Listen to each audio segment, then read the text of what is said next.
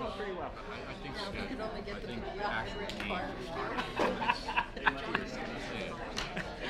I'll show you something if I have it. If I can get it there fast enough. This week, this week was like the last week.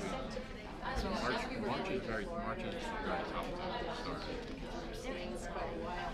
Yeah. It's generally what the official. We supposed to have Hey, wait, there's another one. Hold on, I'm sorry. the tender photo for the game on the weekend.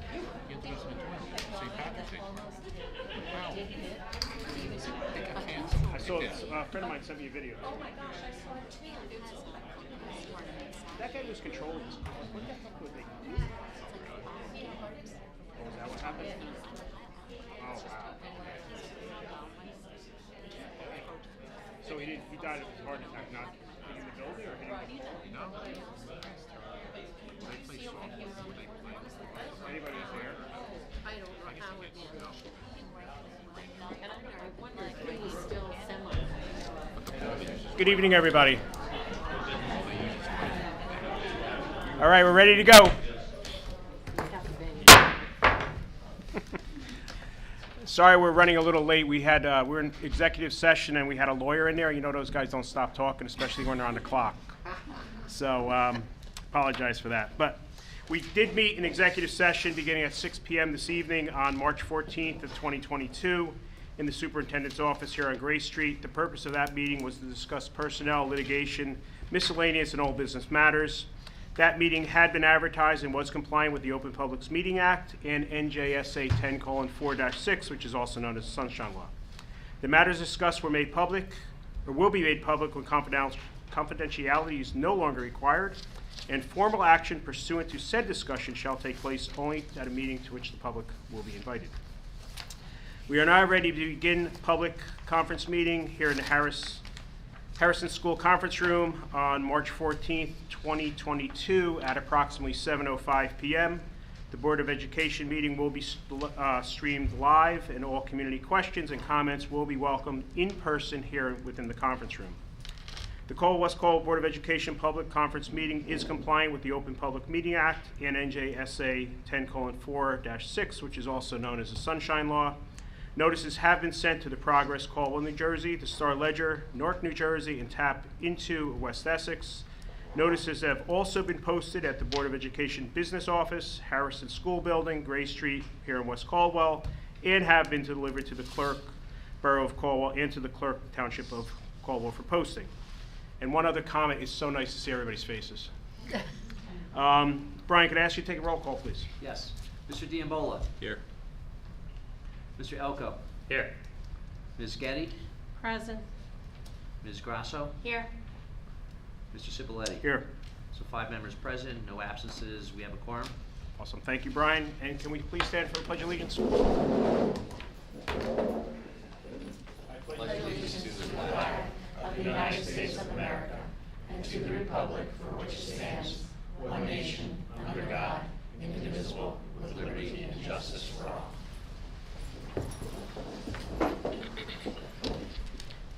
Communications for this evening, Brian? None. Thank you. And Dr. Conklin, it's pretty much mostly your agenda My tonight. report, yes. It Thank is. you. Thank you, Board President.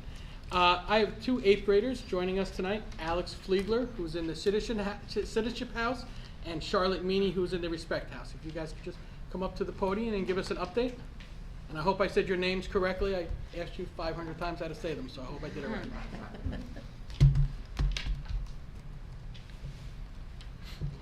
Hello everyone, I'm Alex. And I'm Charlotte. And we want to thank you for having us here to talk to you about GCMS. The biggest change recently to our school is that the mask mandate has been lifted. After 2 years of only seeing half of everyone's face, this was very exciting for most of the students. After a week, we can say that we have all adjusted to some of us wearing masks and some of us not wearing masks very well. Before the mask mandate was lifted, there were 103 new cases, and now there are only 84 new cases. This shows that the mandate being lifted was a wise decision, and I think that, despite all of the tragedies, we are able to start moving on. An exciting event that has started in February was the school play. One of the play part is the auditions and the rehearsals. Jamie, the director, has done a great job in organizing and supervising the production. Come see the cast and crew perform in May. Another activity that has occurred in February was Valentine's Day Spirit Week. House Spirit Weeks are held often and mostly for holidays. Each day, students had to dress accordingly to earn points for their house. For example, One day, everyone was wearing pink and red, and another day, we had to wear jerseys from your favorite sports team. We all know the newest obsession that adults and children are playing, which is the New York Times Wordle. If you do not know, Wordle is a game where each day the New York Times posts a 5x6 grid with 6 chances to guess the word for the day. There are different colors that symbolize different clues for the word.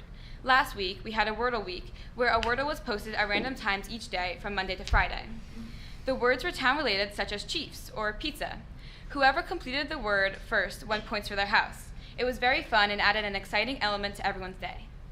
As you can tell, our school loves to create week-long events. This week, the students of GCMS are able to participate in the leprechaun hunt. There will be a clue posted each day during homeroom describing a place in the school. During the day, the students will have to take a picture of that place and post it to their house school classroom. On Friday, the room associated with the clue will have a reward. Thank you for listening. I hope you enjoyed hearing about the events at our school as much as we love participating in them. Does anyone have any questions for us? Okay, thank you. Thank Thank you. you.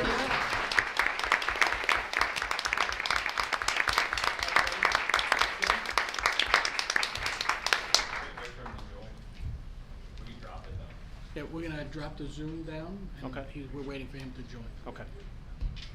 So you gotta move around to the front.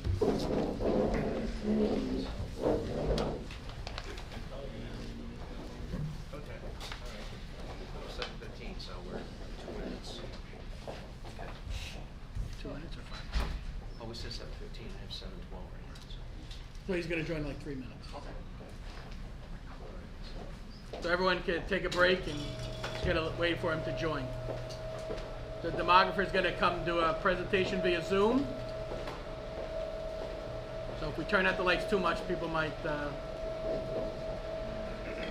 go out. That's not him.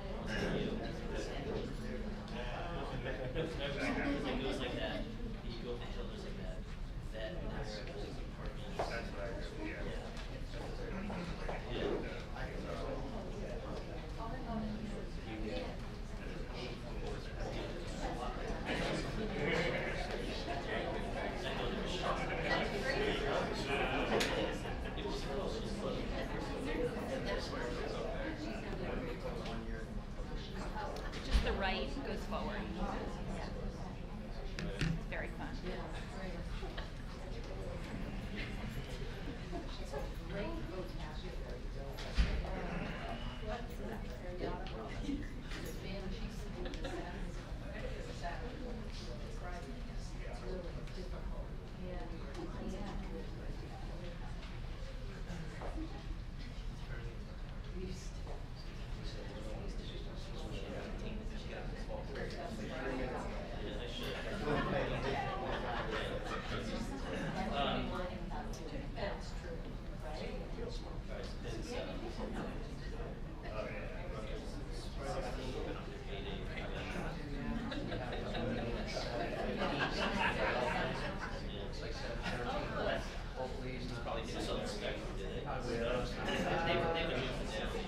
It must be new. It is no, it is new because I went past it. Did you ever go to Spectrum?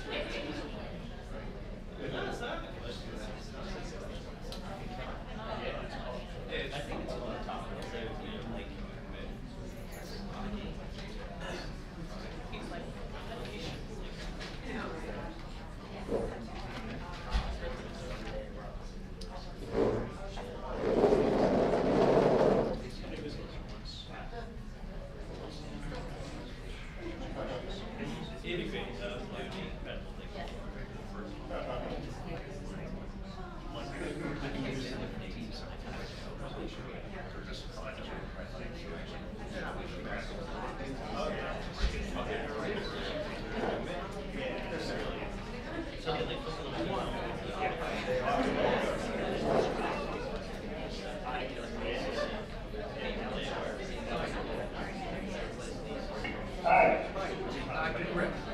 Yes, All right, I'll introduce you, okay, and I'll let you go. absolutely. So this is Dr. Grimm from Statistical Forecasting, and we had a demographic study done recently, and the board members have the report. He's going to make a presentation of the highlights to the board. All right, thanks for zooming in. Okay, thank you very much. I'm going to share my screen and hopefully things will work out. Sounds good. Okay, I have a notice that the host has disabled participant screen sharing.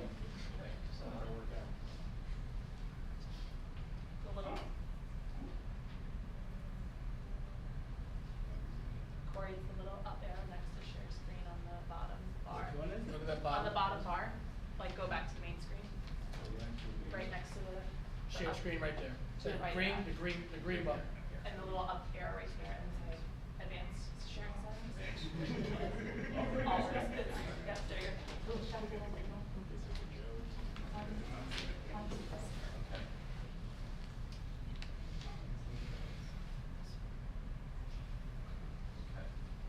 All right, can you share now? Yes, Okay, good. thank you. Okay, so let's see if everyone can see this. Please tell me if you can. We're good. Okay, so, Just go to just slideshow so view, so we can- you know, I've advanced the slides. Sometimes I have trouble with different presentations with the software. So you should be seeing a screen with a few bullets there. Is everyone seeing that about the company, a little bit of history? No, I thought it was his first slide. Yes, go to slideshow view. Okay, can you change to slideshow view? It is in slideshow view. It's not for us. So you're not seeing the second slide you saw on the cover sheet? Yes. We're seeing the slides, the cover, and then the side, the panel for all the slides. Okay, so how about that right now? And it's the same. So where do we go? That's fine. Okay, so right now I'm on the title page, and I've advanced the second slide called statistical forecasting. Hopefully you can see that. Yes. Yeah. Okay, I'll leave it in this mode. I think you can probably see it well enough in this rather than, I'll do it from the bigger slideshow mode if you'd like, but I'm not sure if you could, tell me if you can see this. You can do that. If you could do the bigger slideshow mode, I think that Okay. might be preferred. If you- Okay. Okay, we're in the big slideshow mode right now, so hopefully this will work. All right, so tonight I'll probably talk for about 20 minutes about the demographic study that we performed for your school district. Just to give a little bit of an overview, my name is Richard Gripp, I'm the executive director, and our company has been doing this almost for about 25 years, predominantly in the metropolitan New York, New Jersey area since 1998. We've done more than 200 of these types of demographic studies for school districts in New York, New Jersey, Pennsylvania, Virginia, and most importantly, I guess, we are the demographic consultant for the New York City Public Schools for the last 15, 16 years. We're the firm that they use to do all their projections. They're the largest school district in the nation. Okay, I've now advanced to the next slide, which is a little bit about my bio. So I have a doctorate from Rutgers University, the graduate It's not school of switching. education. You didn't advance it to. So I go back to the regular view. Yeah, I advanced it, but it's not, that was my concern. Okay, Yeah. go back to whatever view you think works best. Okay, so I'm gonna have to go into smaller views, so hopefully you can see this. So this is just a quick bio on myself. Like I said, I have a doctorate from Rutgers in stats and measurement. I have a long career starting out in education as a teacher in physics and statistics at Bridgewater Raritan High School in Somerset County. I taught there for 10 years before going into this field. I still publish in school demography type issues and topics. This is the field, it's called school demography, which is a niche field. And I testify a lot of times as an expert witness in school demography in ALJ hearings in the state when school districts want to divorce from each other if they're in a sending or receiving agreement or something like that. So the purpose of this study, as most of you would probably think and realize, is that it's usually about projecting enrollments, but to me it's a lot more than that. It's about also looking at the characteristics of the community. So the first thing we do is we do project your enrollments for a 5-year period out. And you may say, well, why don't we project more than 5, maybe 10 or 15 years? But the big problem is, since we use births to project kindergarten students 5 years later, there becomes a point in time where we have to start projecting kids who haven't been born yet. And that's a really challenging task. We do it for New York City and larger geographies, but you're too small to get a real accurate read on what that would be going forward. And the DOE will not take anything beyond 5 years. So other things we look at are your population trends in the two communities, demographic characteristics such as race, SES status, birth counts, fertility rates. We also looked at your historical enrollments for the last 10 years, not only district-wide, but by elementary, middle, and high school grade configuration by school. We looked at the building capacities that you have currently, compare them to the current and projected enrollments to see if you have a surplus of seating or shortage of seating.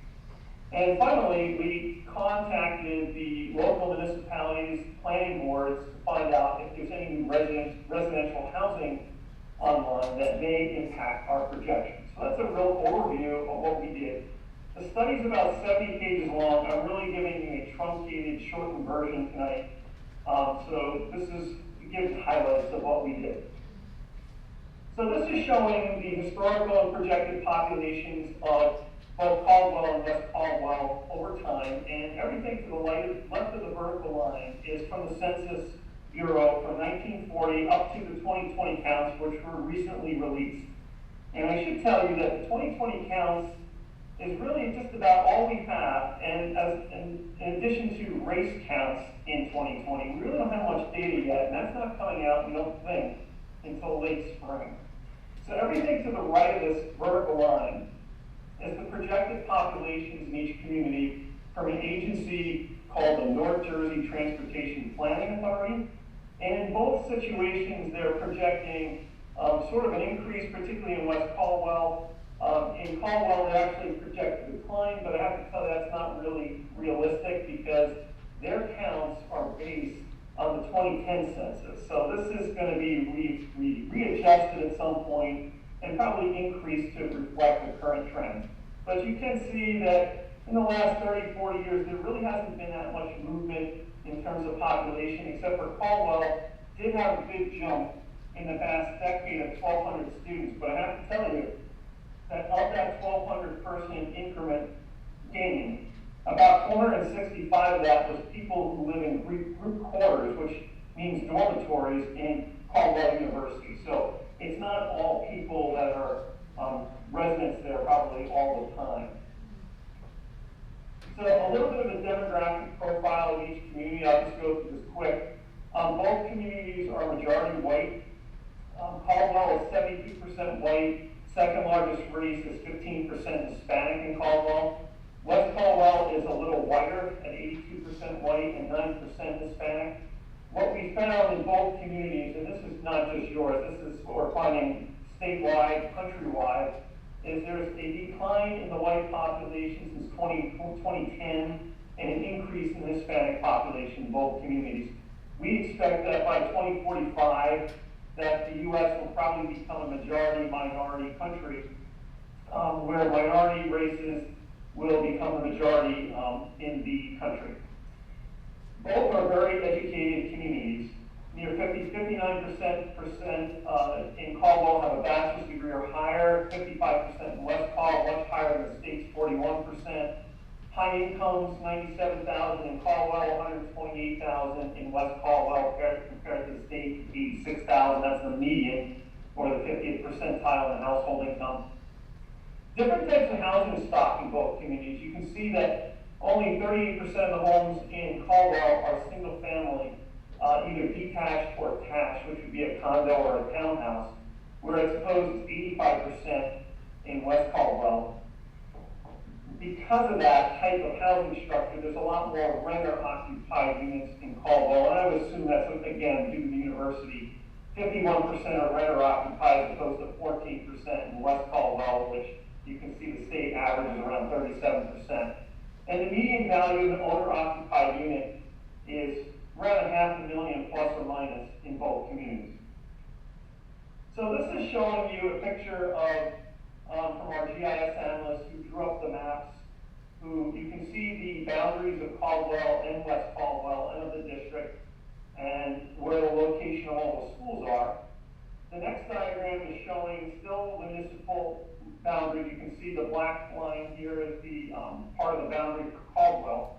And these other colors are the 4 elementary schools, not including pre-K. All the K-5 schools, Jefferson, Lincoln, Washington, and Wilson. It shows you where you would go depending upon where you live. And Wilson is the only one of the 4 which does not intersect with the Caldwell boundary. So it's strictly West Caldwell students. So talking about your enrollments now. So the way we look at enrollments is always on one particular date every year, and that's on October the 15th. And that's the census day, as you might want to call it, when the school district reports its enrollments to the state. And as of October 15th, so this past October, your enrollment was 2,587.5. A 0.5 is a shared time student.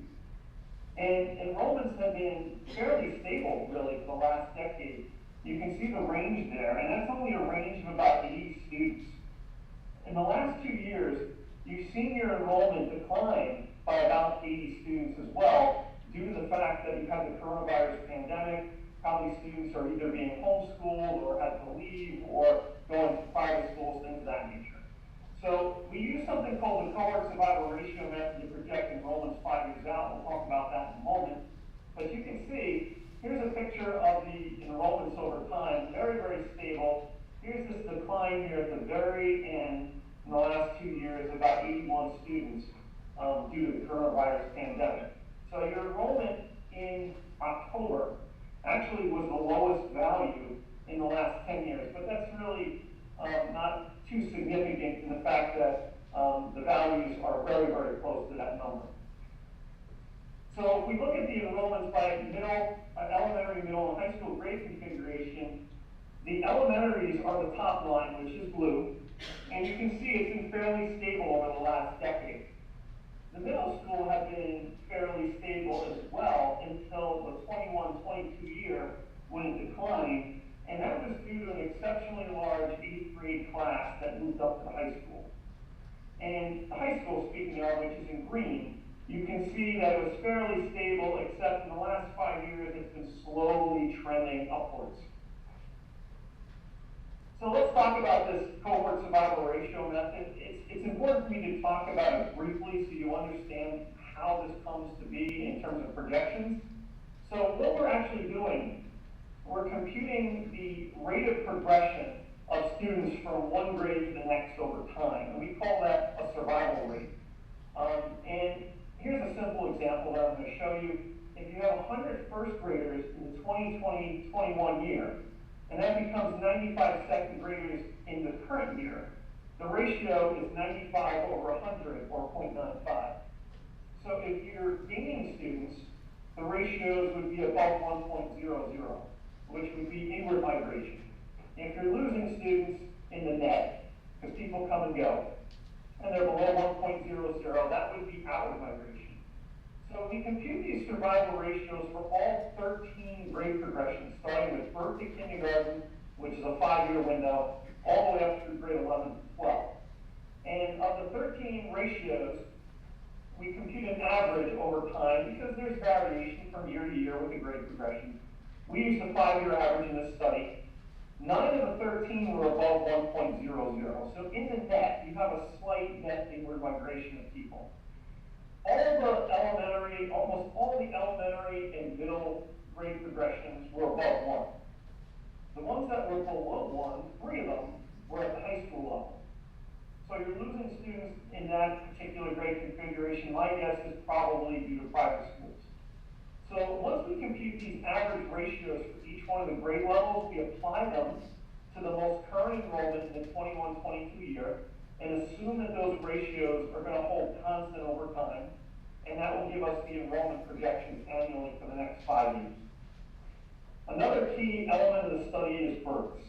Births are used to project kindergarten students 5 years later, as I just mentioned. In the last 5 years, West Caldwell has had more births than Caldwell. Before, it was a little bit where Caldwell was more than West Caldwell, but it's kind of varied over time. If we aggregate the birth counts in the two communities, they range between 154 and 202 from the last 13 years. And there really hasn't been a really increasing or declining trend that's really apparent. And you can see here's the diagram showing the births in each community in red and green below, and more importantly, the total up above. But what is interesting is that you had 202 births in 2020 between the two communities, which is the highest in the last 13 or so years.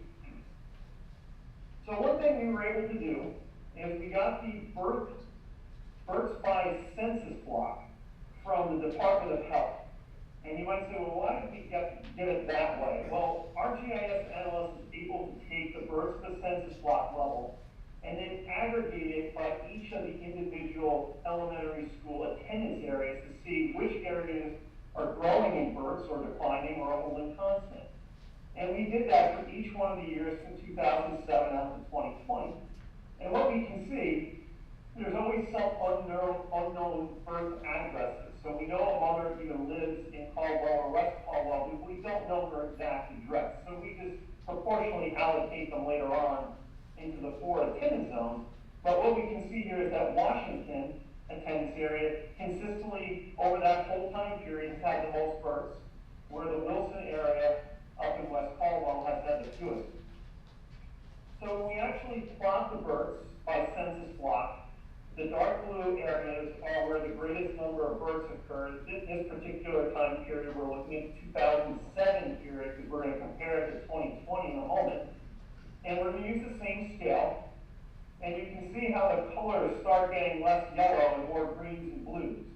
So we're seeing that those areas are getting an increased number of births from 2007 to 2020. The next slide here is showing an aggregate of all the births from 2007 to 2020 and where the greatest number of births are. You can see it's scattered in parts of Caldwell and West Caldwell in different attendance areas. So one thing we have to do as a demographer is we compile all the data for each of the births by community, and we look at how many kindergarten students come 5 years later. It's called the birth to kindergarten survival ratio. It's probably the most critical survival ratio of the 13 because it's the entry-level ratio. It's also the most volatile because a lot of things can happen in a 5-year period between births and kindergarten. The ones in red here are when your district converted to a full-day kindergarten program in September of, I believe that would be 2019. And you've only had 3 ratios where that has happened. Most districts that we see, the birth decay survival ratio in a half-day kindergarten program is usually significantly below 1. Yours are below 1, but not significantly in some occasions. Then you see this gigantic increase when you go to a full-day program. It hasn't really happened in your district, and I think part of it's due to the pandemic. So if we were out of the pandemic, you might see these numbers climbing a little higher than what they are. So as I mentioned at the outset, we contacted both communities to find out what new housing developments are coming online. Both communities recently in the 2020 calendar year had settlement agreements with the Fair Share Housing Center to get more affordable housing units built. In Caldwell, there are 166 units. They're scattered between 3 different attendance areas. You can see, if you look quickly at the bedroom distribution, they're all predominantly 1 and 2 bedroom units. 1 and 2 bedroom units really do not generate many children. 3 bedroom units do, but 1s and 2s do not. So the number of units are really not something to focus on if you're having a lot of new housing in a community. The thing you want to focus on is the type of housing. If it's a detached single-family home, they generate the most number of children by far. Apartments and townhouses generate much lower children, and they're referred to as multifamily units. So we contacted Caldwell, we got these addresses for these 3 properties you see right here. Our GIS analyst put this little map together showing where they are in Caldwell, number 1, 2, and 3, and they're all actually in different attendance zones. West Caldwell is a different story. We contacted them and said they told us that there's really nothing going on currently. However, they led us to read the township ordinances to find out what was going on. So we went through 2 years worth of township ordinances. And what is going on in West Caldwell because of the settlement agreement, they've created something what's called an overlay district. And an overlay district is something where it allows for inclusionary housing in places where there maybe wasn't allowed in the past. And inclusionary housing is market rate units and affordable housing units. It's just permitting the developments to occur here. It is not saying that a developer has been found and that they're going to put up the developments at these locations. They all are in the Wilson attendance area. There's not much information on what they would be because there's no site plans that have been submitted to the town as of yet. So the town really needs to find a developer that's willing to build, and once you find them, then they submit a site plan. So it's really preliminary in stages. But I wanted to show you that there is the potential for all this type of development, but the details were just not available because, again, there is no developers that have been lined up to do any of these things. And the same thing with Caldwell. There's going to be other developments as well if they can find a developer. So we estimate how many children would come from these housing developments. And the only ones we looked at were the Caldwell developments because we don't have enough information, number of units, bedroom distribution, things like that with respect to West Caldwell. So we project 39 children, not many, due to the fact that these are multifamily units. And then we modify the baseline enrollment projections to account for these additional children from the new developments. We also looked at home sales over time in the report, and we'll go back much further, I believe into about 1994. But for sake of time, we're just showing you recently for the last 6 years where the greatest number of sales were from 2015 to 20, which are represented in these dark blue regions on the map. So let's get to the point where a lot of you probably want to talk about is the enrollment projections. So in red here, it's showing the enrollment projections. We're projecting fairly stable enrollment in the future. The enrollment in the 26-27 year, which is 2,613 students, would be a gain of about 26 students from the current enrollment. But when we break it down for the elementary, the middle, and the high school, it's not the same pattern. We're actually projecting gains at both the elementary and the middle school configuration and a slight decline at the high school configuration. So it's not going to be stable across the board. Different things are happening in different grade configurations. And the last thing before we exit tonight, and we'll answer questions, we did what's called a capacity analysis. And the capacities of each of the buildings are shown on this table from your long-range facility plan. And your long-range facility plan shows the capacity based upon how you are currently using the building. If you have a lot of special education classrooms in the building, that will reduce the capacity. If you change how many students that the board would like to have educated in a classroom, say bump it up from 20 to 23 students per class, that will change the capacity. So capacity is not a fixed value, it's something that is based upon how you're currently using the building. So these are the capacities.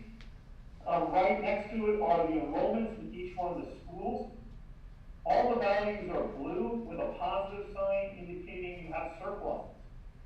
And you can see that in the next 5 years with the projected enrollment, you're still projected to have surpluses. And you have, to be quite honest with you, in particularly the middle and the high school, significant surpluses, significant space. So let's talk about COVID, which is probably the elephant in the room. I've done so many studies since COVID has started, And I can tell you that it really varies depending upon where you're talking about what the effects are. So I don't know if you realize that despite having a big New Jersey roots, I grew up in Seacock, it's not too far away. I no longer live there, I now live in Vermont. Vermont has had a tremendous increase in enrollment after years of decline. Some towns have had 15% increases. We've had very, very large declines across the country in large cities, and it really comes down to one thing. People are either leaving large metropolitan areas and suburbia to live in more rural areas, either in homes they currently already own as second homes, or they're purchasing a new home in those areas. The big question is, will they return to those areas? And I think a lot of it is going to have to deal with, or it's going to correlate with when people actually have to go back into an office full-time, or even at least in a hybrid mode, where they'll have to be back in the place where they used to live. But like I said, there's different effects across the country due to COVID. So to summarize, we're projecting the overall enrollments to be fairly stable, still within the historical range that we've seen from the last decade.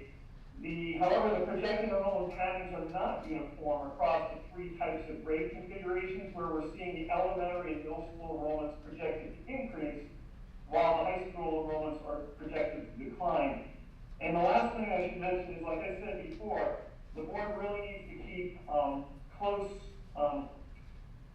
monitoring of the potential housing developments that could come online in both communities. This is the beginning of the settlement agreement. It only happened, I believe, in September 2020 for one town, and I forget the other year, but it was other month, but it was also 2020 in the other.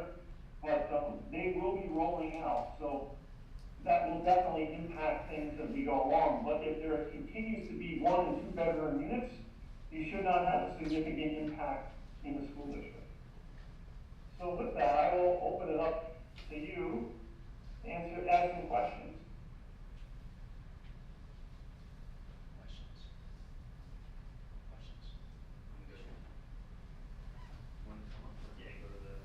Yeah, you may as well go to the podium. Yeah, that would be fun. It would be the same question from this seat, but it's easier. There you get right on the camera. It's like the good old days. All right. So what was that you were talking about before about the capacity per school? So what was the base assumption of the capacity in each classroom per school, specifically for the elementary schools? Sure. So that's a good question. Capacities are actually calculated by your architect. So I'm just using the values that are provided from the long-range facility plan. I can't get into the weeds about that because that's not something I did to actually compute those capacities. Sorry. So I really can't answer that question. So we don't know if we're basing this on 20 people per classroom in Lincoln per se, or like 25 people per classroom. We're not sure what that is. Right. I mean, so all I can tell you is that this was based upon the capacities in the LRFP in 2020. So they're not too old. So unless you've really changed how you were using the classrooms from 2 years ago, I would think they're pretty much on the mark. I guess it'll matter. I mean, that's kind of an arbitrary, I don't want to say, it's definitely not an arbitrary number. That's the wrong word. But if we're assuming a capacity of 22 students per classroom in each of our elementary school classrooms, that'll give us a different capacity number than if we assumed only 20 students per classroom in each. That's correct. So I think that's going to be an important variable that we got to figure out, because I don't think we want 22, 23, 25 kids per class. You know, we were hoping this would be adjusted the other way. And I don't mean to take up everyone's time, but you brought up a good point where the projection numbers seem to kind of be relatively even until you bring it down into specific elementary schools. And it appears that there's I don't want to say dramatic spikes, but significant spikes within specific elementary schools over the period of time in question. Is that fair? Yeah, that's correct. I mean, if you look at the enrollments for, from Jefferson, Lincoln, Washington, and Wilson, just look at this line over here, and what we're projecting 5 years later. I mean, really, the biggest games, we're projecting is at Lincoln and Washington. Right. If I do the quick math, it's a 25 student game at Lincoln and 43 student at Washington. Right. So of all the schools in the district, Washington would be the closest one to capacity, but you still, according to the capacity values, you still have a surplus of seats. And let's be honest. Even if this was -10 and you were 10 over, it doesn't mean that you can't educate and have a great school system. It may be a little tight, but you can easily accommodate 10 extra students. Yeah, no, I thank you for your work, and we appreciate it. I'd be interested in knowing if we could follow up, Brian and Dr. Conklin, on what that variable is. I mean, just anecdotally, right? We understand the capacity looks good, but I think if we told Ms. Hawks we were going to dump another 43 kids in her building tomorrow, that could be cause for concern. So, but thank you very much for all the work. It's been very, very enlightening. You're welcome. Okay. Any other questions? All right, I think we're all set here. Thank you very much. You're quite welcome. Everybody have a good evening. You too. All right. Bye now. Take care. Bye-bye. We're gonna transition right to the next PowerPoint.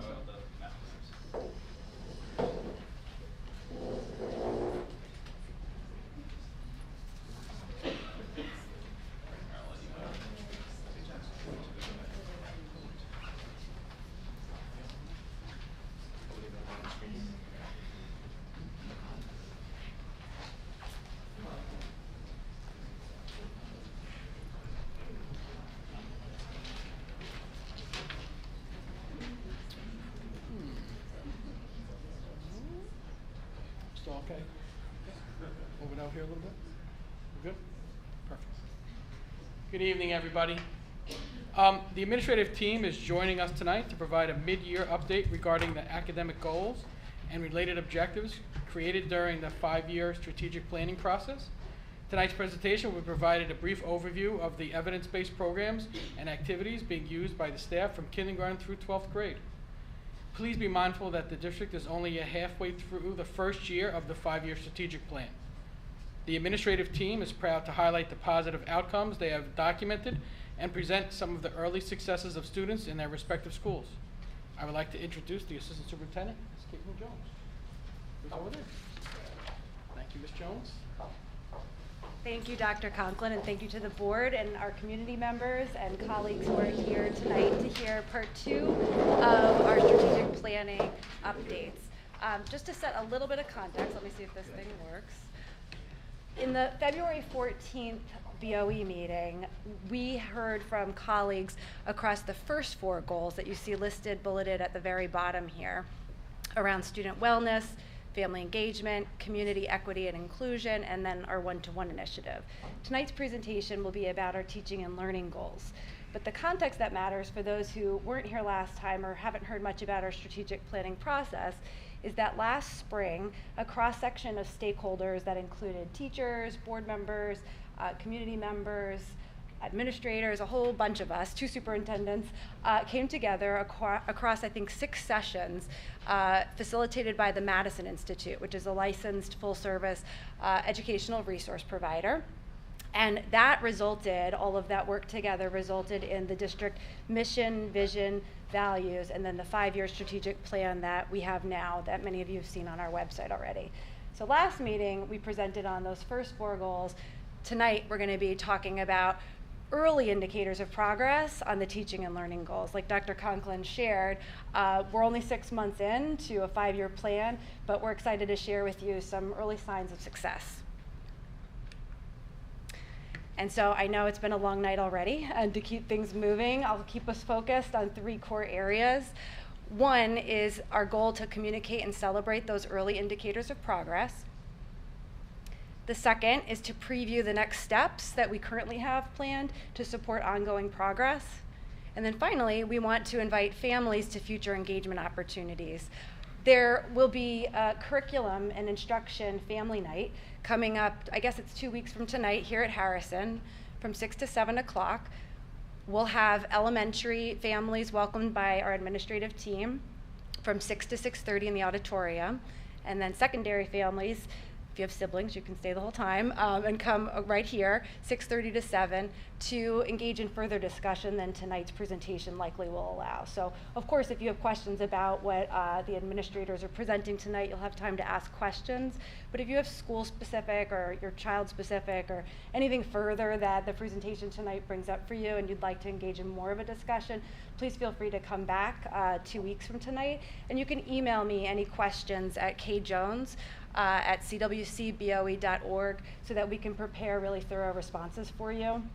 If you're not able to attend, don't worry, we will also roll up those questions into an FAQ that we'll then post on our district website. Okay, so the undergirding principles that guide our work together with our children, with each other, are listed up here. Of course, our mission to foster, inspire, and champion learning for all. Our belief that we must identify and meet student learning needs as public educators and leaders, and that we value academic excellence and the growth mindset. Many of these guiding principles came out of our discussions and our strategic planning meetings.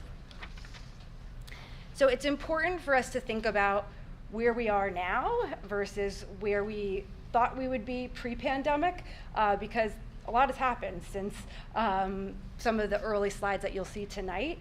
And when we wrote the strategic plan, it was under the assumption that where we are now would be well past the pandemic conditions that we know we've continued to face. So before the pandemic, we reviewed available data to identify successes, areas for improvement in teaching and learning, and we were piloting additional resources, structures for teaming. We adopted programs. Some of those structures I listed up here, I won't read them to you, but they allowed additional opportunities for us to come together with teachers, with leaders, to be able to talk through some of the work that we knew we wanted to explore. Some of that pre-pandemic work remains, it persists, and as is the case in probably every school across the nation, we have seen that there are additional challenges. That all said, you're going to be hearing tonight about some of the structures and supports that are in place that we believe deeply allows for us to be very well equipped to identify and support our student learning needs. So to refer back to some of the data that had been shared, I think this was October of 2019. Every year, the district is required to report out on state testing results.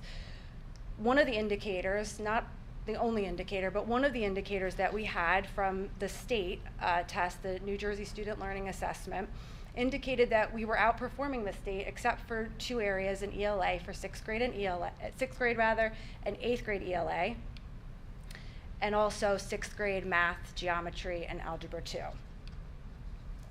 What you're going to hear more about tonight, however, is that despite the pandemic, we have many more resources, many more structures in place that will allow for us to address those pre-existing needs and also some that came up through the pandemic. We have greater access to valid, reliable, timely, standards-aligned information and resources to foster, inspire, and champion learning for all. One that you'll hear referred to tonight is the district-wide benchmark system.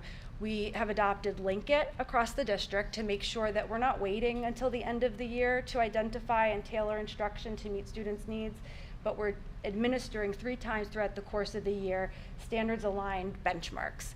You've probably seen that in the Link It portal for the parents who are in the audience, and student credentials are provided through principals if you haven't been able to access that yet.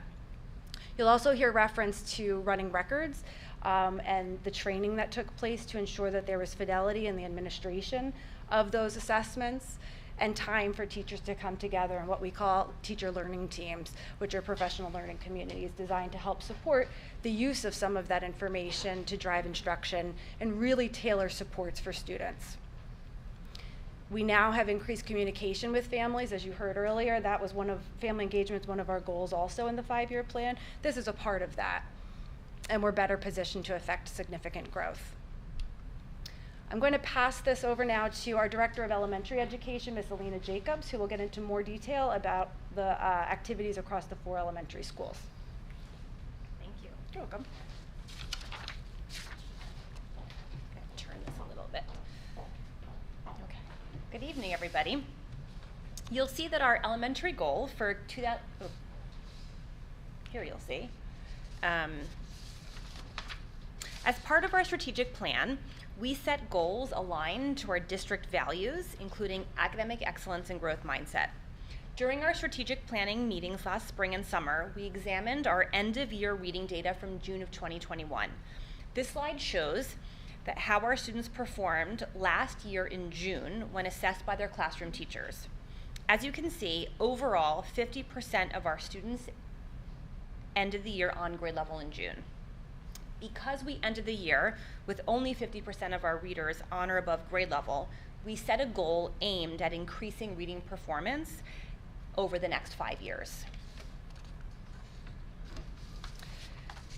Our elementary goal has two parts, a reading level goal and a growth goal. In order to increase the overall percentage of readers who are on grade level to 65%, we'll need to accelerate the growth of the readers who are below grade level. In other words, to catch students up, they need to make more than a typical year of growth. This year, our goal is that 70% of readers who are below or approaching grade level will make a year and a half worth of growth in reading, allowing us to increase the overall number of readers who are on grade level from 50 to 65%. In a few minutes, you'll hear from my colleagues, Adam Gare, principal of Lincoln School, Tim Ayers, principal of Jefferson School, Jenna Hawkswell, principal of Washington School, and Frank Lincoln, acting principal of Wilson School, who's been in the role now for a month. So if you have any questions, make sure to point them over to Frank at the end of the presentation.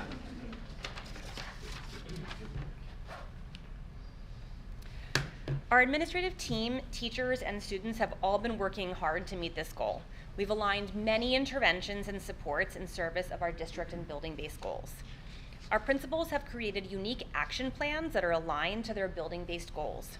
As part of their plans, principals have planned school-based teacher learning teams, or TLTs, where teachers gather to learn more about their students, share successful practices, and problem-solve collaboratively with their colleagues.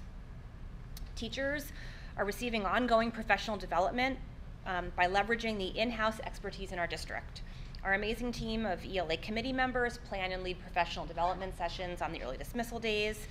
Our incredible academic intervention team, which is one reading specialist at each of our buildings, have provided several personalized coaching cycles for every teacher.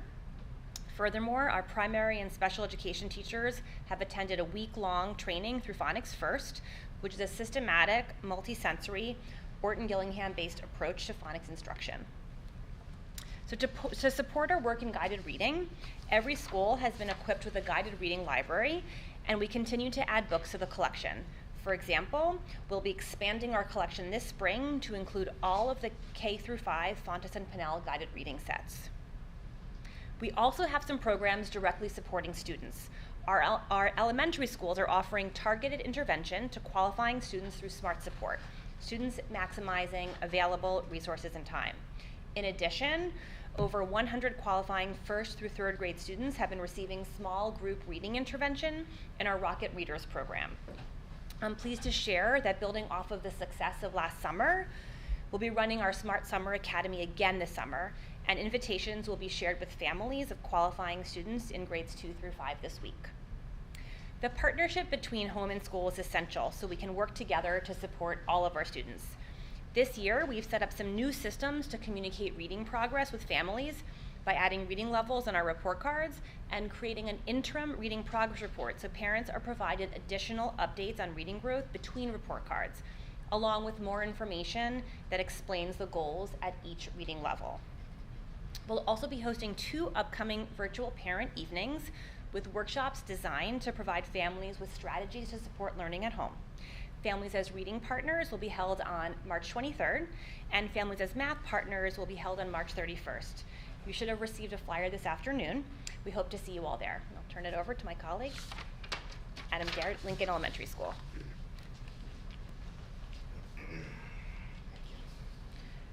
Hi, everybody. Thank you, Mrs. Jacobs. Nice to see everyone. In that last slide, you saw a lot of the structures that we have in place and the intervention strategies. There's a lot of positive things going on. A few areas I want to highlight for Lincoln School focus around our hard work, our teachers' hard work around guided reading instruction. We have one support in particular that I would like to highlight, that this year that we have at all 4 schools that we didn't have prior to this year, and that's the academic interventionist. The academic interventionist provides reading support for students, and she also works in coaching cycles to support all of our teachers where they can develop better practices and best practices for guided reading instruction. Our teachers at Lincoln School also recently completed classroom intervisitations, where they watched fellow teachers implement these guided reading strategies that we're working on. During these intervisitations and after them, time is allowed for teachers to learn, process, observe effective instructional strategies. And also, I'm very proud of our teachers' collaborative work around this. We spend a lot of time in meetings, supporting each other, watching each other, asking questions, and all of this work comes around to support our students and improve their reading levels, and we're very happy about that. So I just want to recognize the hard work of everybody, in particular our teachers. Some of the highlights to point out at Lincoln School at this point in the school year are up on the board. Regarding reading levels, at this point in time, 86% of our kindergartners are now on or above grade level. 71% of our 4th graders are now on or above grade level. And for those 4th grade students, that's an increase of 26% since the beginning of the year. Some growth to recognize. In 1st grade, we're seeing in one of the 1st grade classrooms, I wanted to highlight 88% of the 1st graders in that classroom who were below grade level are on track of exceeding our growth goal by making 1.5 years of growth so far. So these are a few highlights, and obviously there's many more. At this time, I'm going to turn it over to Mr. Ayers from Jefferson School.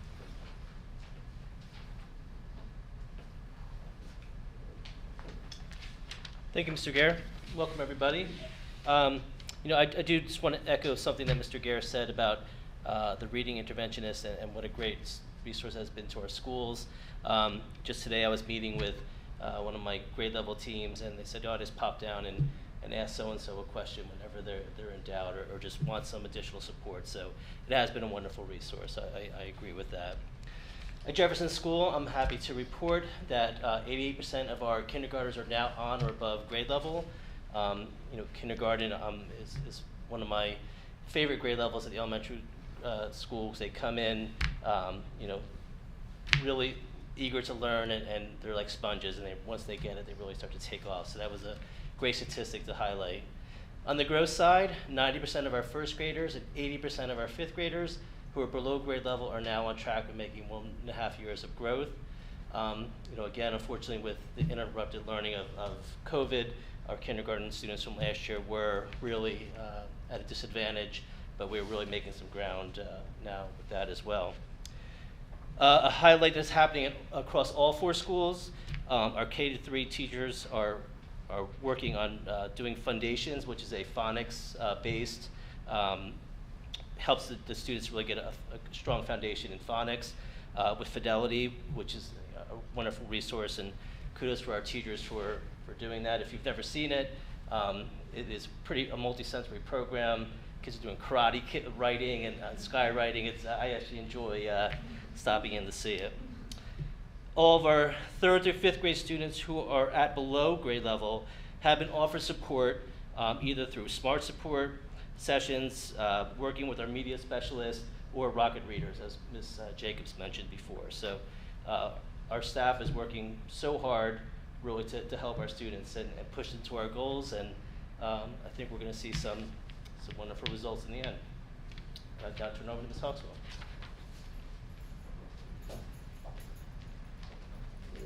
Thank you. Good evening, everyone. So we have some really wonderful teachers and in-house expertise in Caldwell-West Caldwell.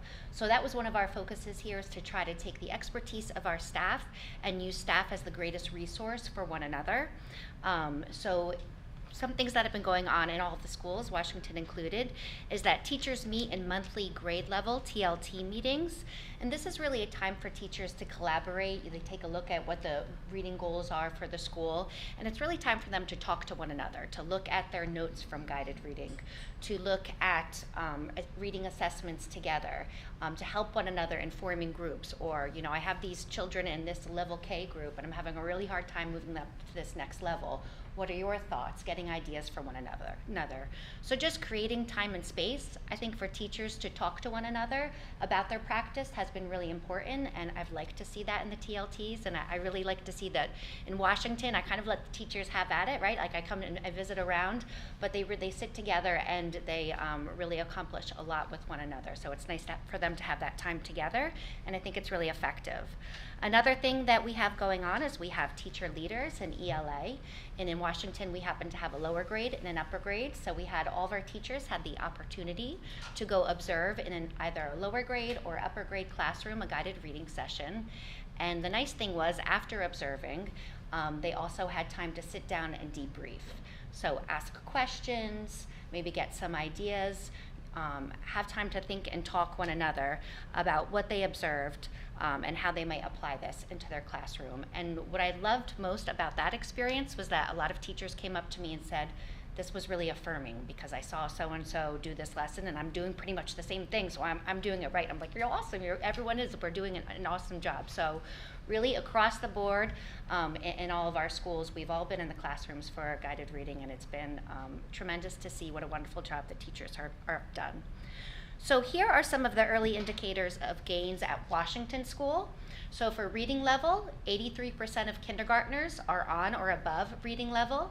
70% of first graders are on or above grade level, and that's 42% growth, so that's pretty amazing. And 60% of fourth graders are on above grade level, so they're just shy of that goal, so they'll be there soon, I'm sure. And then growth, 90% of first graders who were below grade level are now tracking to make 1.5 years of growth. So it's nice when we can have these celebrations, and we hope to have many more down the 5-year path. Now I'm going to pass it over to Mr. Lincoln.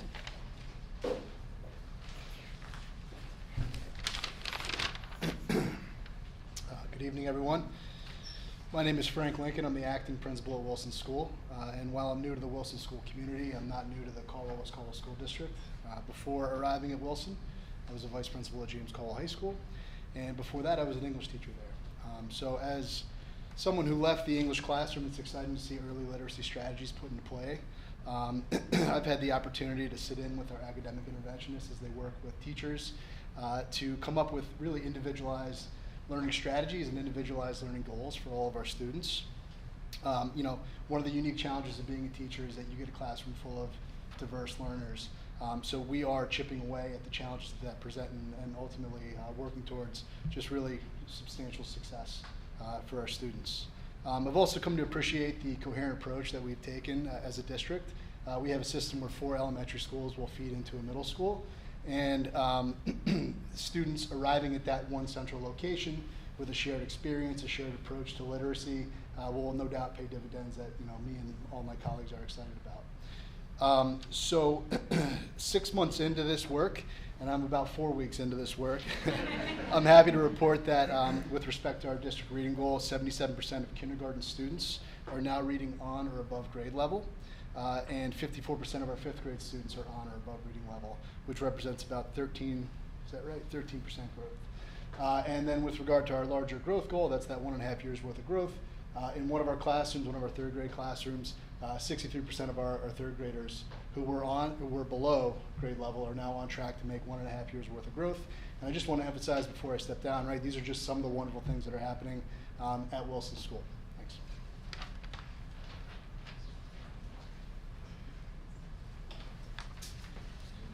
Hi, my name is Elizabeth Fisher. I'm the Director of Secondary Education, and I'm here to transition us into our secondary goals and our accomplishments towards them so far this year. Building off of the elementary reading goal, we extended that into 6th grade this year. It was the first year we really had some data that we could track 5th grade into 6th grade. So we tagged on to that elementary goal, which you've heard so much about this so far, where by the end of the school year, at least 65% of our readers will be on grade level, and 70% of our readers who are below or approaching grade level make 1.5 years of growth. And then our cohesive 6 through 12 goal is also for 100% of our teachers to use standards line assessments to inform their instruction as measured by formal and informal observations. So as mentioned, the TLTs, our teacher learning teams, have been instrumental in this work, and our teachers have really worked under the supervision and under the leadership of our department coordinators to review and revise their standards line assessments, and at the high school level specifically prioritizing our midterm assessments. We utilized an evaluation checklist to ensure alignment to the New Jersey Student Learning Standards and created a shared assessment hub so that everyone was working off of the same assessments. We will use these to determine our baselines to inform our year 2 student learning targets. We've also continued with our professional development. For 6th grade teachers, they've had time with their guided reading to plan and collaborate together with release time. And we also have a housing room for guided reading books in actually my office at the middle school. We are also using an expert math consultant to work with our Algebra 1 teachers at the middle school and high school and our geometry teachers, and are hiring a math supervisor to continue that work and support. We also have multiple pathways for additional support for our students. We're utilizing SMART support, as the elementary goal had also shared, with our ESL students at both the middle school and high school, and specifically for our grade 9 math students who are making some transitions. We're also posting for further support in ELA and math for our middle school students to continue the work of our SMART Summer Academy this summer as well. Some additional tutoring opportunities for our students. We're utilizing varsity tutors for our grade 6 students to continue working with the strategy of guided reading, and we're offering a lot of SAT tutoring at the high school for our students. Now I'm going to pass it on to my colleague, Mr. John Bertolo, to continue about Grover Cleveland Middle School. Starting a little bit taller than you. Good evening, everybody. I'm John Bertolo, principal at Grover Cleveland Middle School. I just wanted to comment on something Mr. Lincoln had said about being at the middle school and all the elementaries coming to me first. I'm very excited with the results that I've seen so far. So obviously there's great things going on at the elementary level, so kudos to all the elementary teachers out there. But I'm here specifically to talk about all the great things going on at the middle school. As you can see from the first slide here, as what was previously mentioned, our goal this year is to have 65% of our 6th graders on reading level. As you can see from the slide, so far we've made a 12% increase in students' reading level from the start of the school year through January when we did our last assessment. Through the use of guided reading, book clubs, and just general daily instruction, I'm hopeful that we will see another increase when we complete our next assessment in the spring. We have at least one 6th grade ELA teacher in the crowd tonight, so thank you to everybody for continually working on the implementation of guided reading. And when we do another update in the spring, like I said, I'm confident that we'll see good results. For the next 2 slides, you'll see an update on our Link It assessments, which are the internal best benchmark assessments we use throughout the district. I'm extremely proud of our students and staff for their hard work in obtaining these results. Currently, you'll see the results for the percentage of students who have either met or exceeded the standards as of February.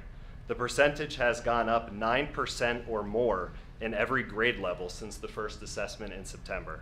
This is a testament to all of our staff members, not just the ELA department, for continuing to emphasize the importance of reading and language arts skills in all subject areas. So thank you to everybody. And on the last slide, you'll also see the increases we've made in math from the beginning of the year through February. I'm happy to report that we saw increases ranging from 17% to 23%, with Algebra 1 maintaining their 93% rate. While we still have work to do in math, students and staff should be pleased with the progress they have made so far this year. Once again, kudos to everybody, but especially my middle school teachers. I would now like to introduce the principal of James Caldwell High School, Mr. Dundeva.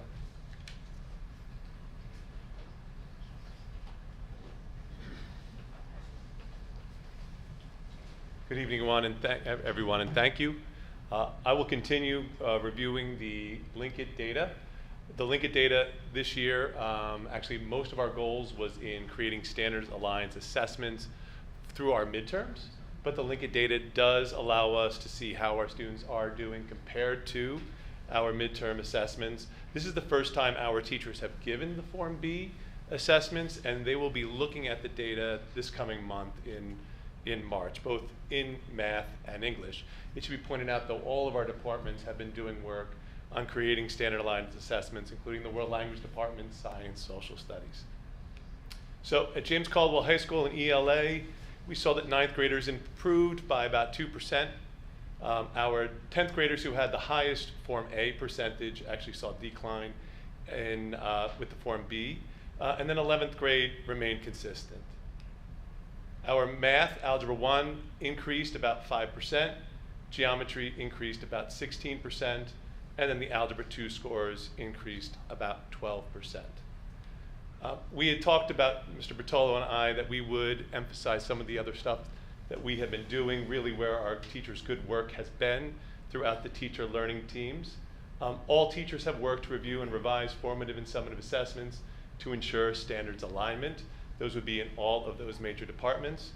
That midterm alignment and continued work will be done on their final exams. So again, as our goal, as we mentioned, we're 6 months into our first year of our goals. It really was to create the benchmark assessments at the high school level. So the teachers have really been doing a wonderful job, and I applaud them for all of their great work. Before I turn things back over to Dr. Conklin, I want to remind everybody that on March 28th, we will be here. Elementary school principals will be here from 6 to 6:30 in the auditorium to answer any questions that may come up about tonight or that you might have specifically about your schools. Then the secondary principals will be here from 6:30 to 7 here in the conference room. But if you have specific questions that you would like asked, please email Ms. Jones at kjones@cwcboe.org. Thank you. Dr. Conklin? Thank you. Thank you. I'm going to leave the slide up there in case anyone wants to go back. So if anybody has any questions, please come up to the podium.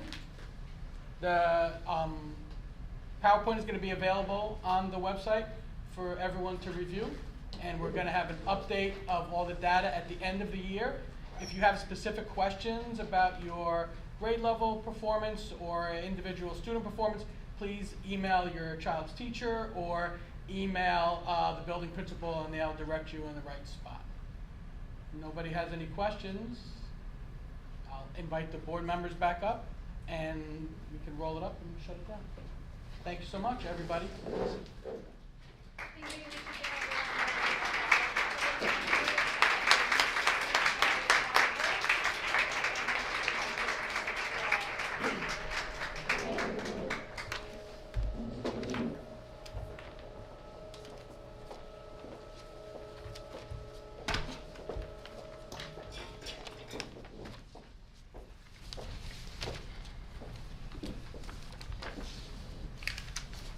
Anything more on your report, Dr. Conklin? I think my report for this evening is done, Mr. President. I appreciate the time. Right.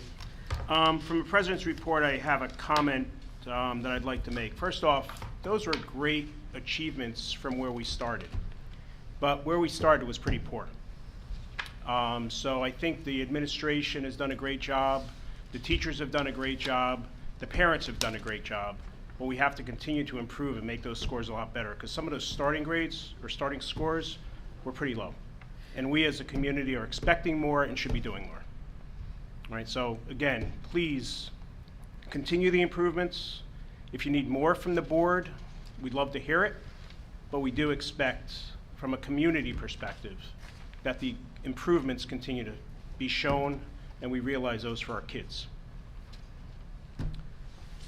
The only other thing I'd like to say is we do have the spring musical the week of the 24th, correct? So I do encourage everybody to hopefully attend that musical if you can. And I think that's the basketball team. I thought we were doing that next week, no? No, okay. Swimming. Gotcha. Okay, and congratulations to the men's basketball team, who, if I got this right, lost in the finals, but progressed the most we've ever progressed in history. So the sports programs for this year have just done a phenomenal, phenomenal job. But as I said about the football team, it's not necessarily what they're performing on the court or on the field. They're just incredible kids. And we saw that through a lot of conversations and comments that people have made to us. So again, kudos to them, and we will be recognizing another athlete next week, correct? Okay, excellent.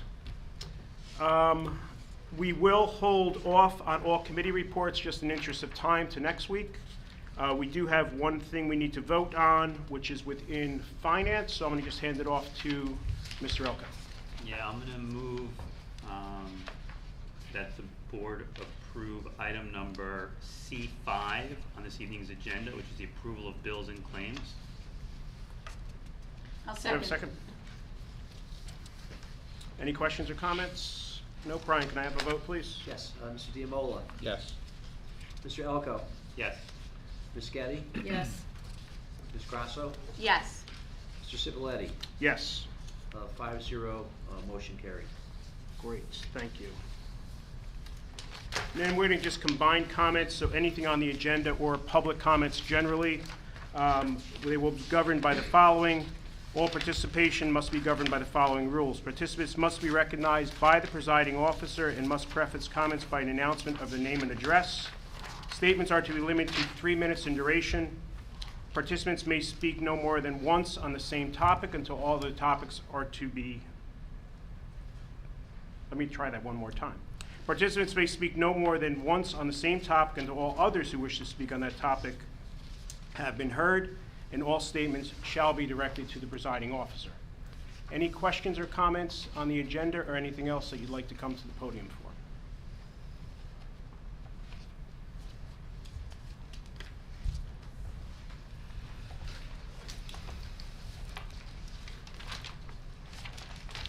Hi there. My name's Terry DeMartini Greenlee, and I live at 35 Woodrow Place. I just wanted to comment on one of the retirements that is on the agenda this evening. Mrs. Gertie was the second grade teacher for my oldest, who is now in 6th grade, and for my middle child, who is in 4th grade. And I was hoping my kindergartner would have her, but I just wanted to say that she was a tremendous asset to my family, to the Washington school community. Both of my older children are as different as can be, and yet she was the most amazing teacher to both of them, to my family, and my middle child had her during COVID. And Mrs. Gertie would get on the videos wearing a warrior hat and tell the children and all the parents at home that we were all warriors, that we were going to get through this together, and we did. And every day, my son was not, excited about hopping onto virtual learning and anything, but knowing that he was going to see Mrs. Gertie in that warrior hat got him through COVID. And so I just wanted to acknowledge her on here. You have meant the world to my family, and you are going to be so missed. And thank you for all that you did for Washington State.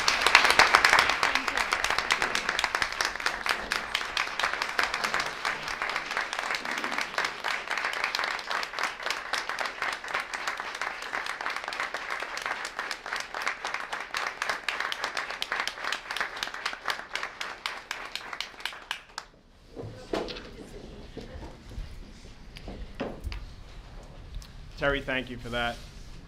And Ms. Gertie, I can't follow those words really, but my 2 daughters also had you, and you were the best. So thank you for everything you've done. Any other questions or comments?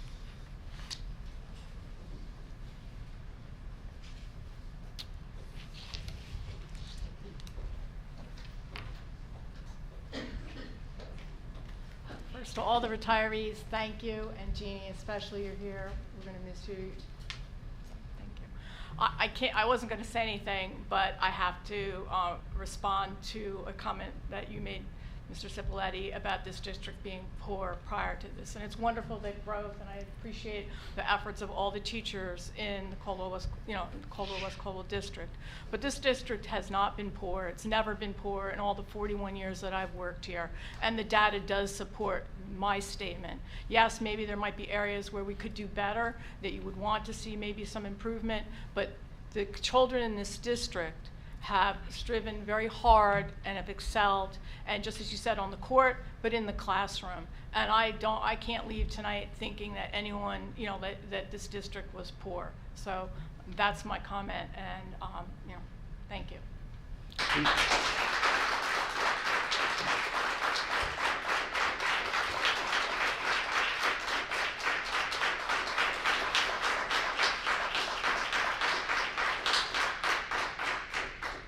Appreciate your comments, Sue. Any other questions or comments?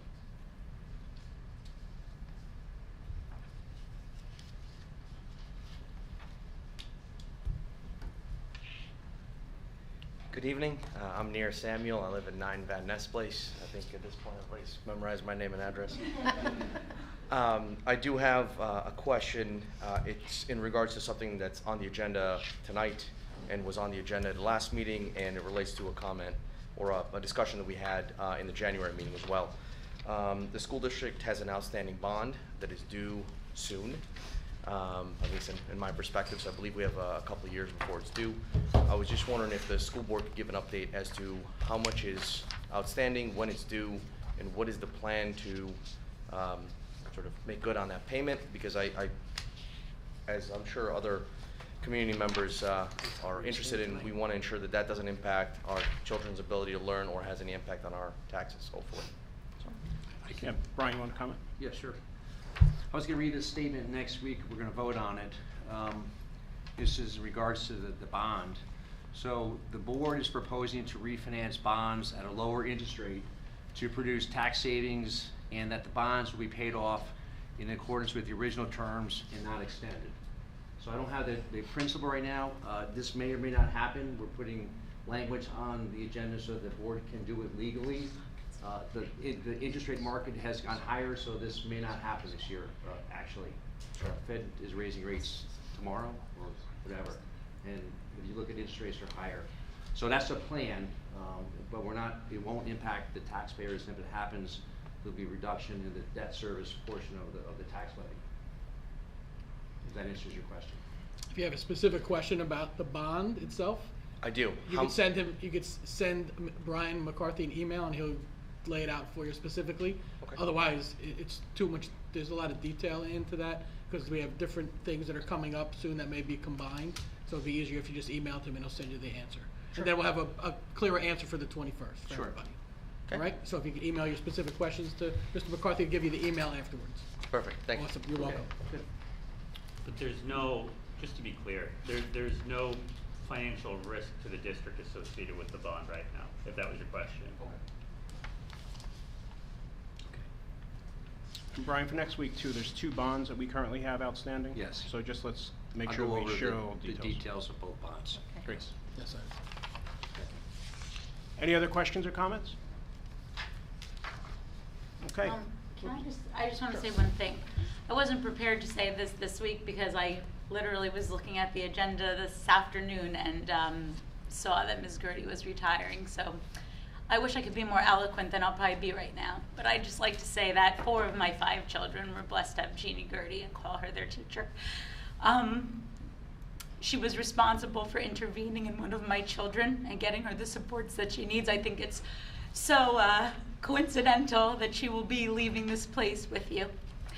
I would also like to say that she would always tell me about my children, no matter their problems, their test scores. I was stressed out about, they can't add, they can't multiply, what am I going to do, Mrs. Gertie? She would always say, make sure they're good people, and you've done your job. You know what? You're a good person, and you did that for so many children here. We're blessed to have had you, and we will miss you greatly, so thank you.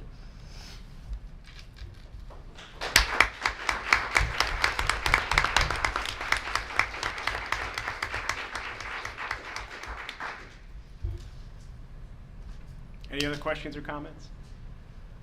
Okay. With that, we're going to enter into executive session. The purpose of that meeting will be to discuss personnel, litigation, miscellaneous, and old business matters. That meeting has been advertised and is compliant with the Open Public Meeting Act and NJSA, also known as the Sunshine Law. The matters discussed will be made public when confidentiality is no longer required, and formal action pursuant to said discussion shall take place only at a meeting to which the public has been invited. Do I have a motion to enter public session, executive session? I'll make the motion. Have a second? Second. The motion has been made by Ms. Grosso and seconded by Ms. Getty upon the recommendation of the Superintendent of Schools for the Caldwell-West Caldwell Board of Education. We shall enter public session at approximately 8:30 p.m. All in favor, ayes? Aye. Nays? Abstentions? Motion carried. Thanks for coming, everybody.